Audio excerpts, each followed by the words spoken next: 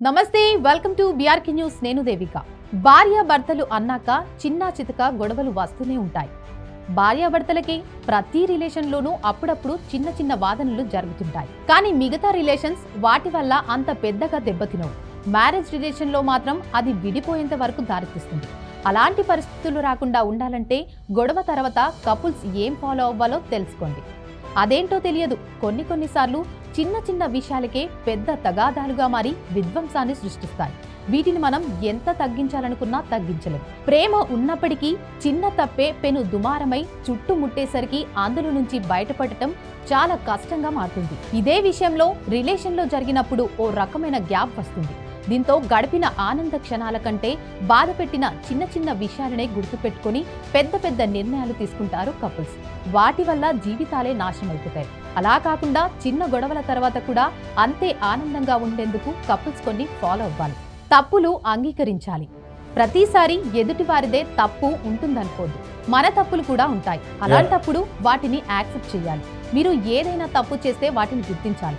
అలాంటి తప్పుల్ని ఫ్యూచర్లో చేయకుండా చూసుకోవాలి. దీని గురించి మీ పార్ట్నర్కి ముందుగానే మాట ఇవ్వండి. దీనివల్ల మీపై తనకి నమ్మకం పెరుగుతుంది. దీంతో గడిపిన ఆనంద క్షణాల కంటే బాధ పెట్టిన చిన్న విషయాలనే గుర్తుపెట్టుకుని పెద్ద నిర్ణయాలు తీసుకుంటారు కపుల్స్. వాటి వల్ల జీవితాలే నాశనమైపోతాయి. అలా కాకుండా చిన్న గొడవల తర్వాత కూడా అంతే ఆనందంగా ఉండేందుకు కపుల్స్ కొన్ని ఫాలో అవ్వాలి. తప్పులు అంగీకరించాలి.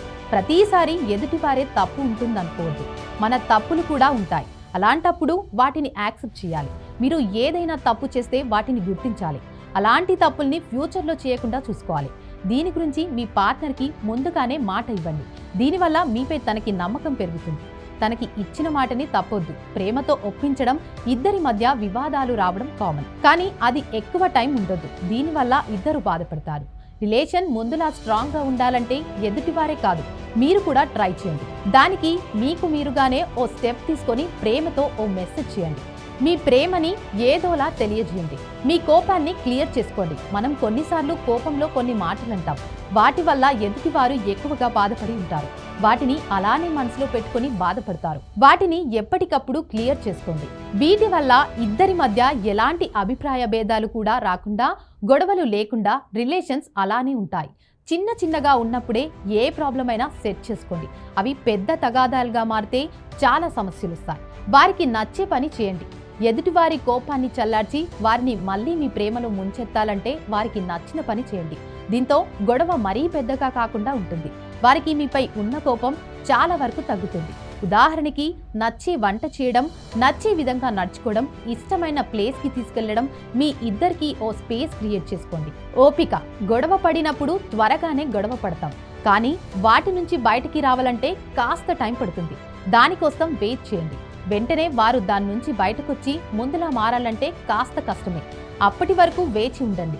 దీంతో వారికి కూడా కాస్త టైం ఇచ్చినట్టుగా ఉంటుంది. ఇలా గొడవ పడిన ప్రతిసారి బుజ్జగించో, ఊరగించో మీపై కోపాన్ని తగ్గించుకొనివ్వండి.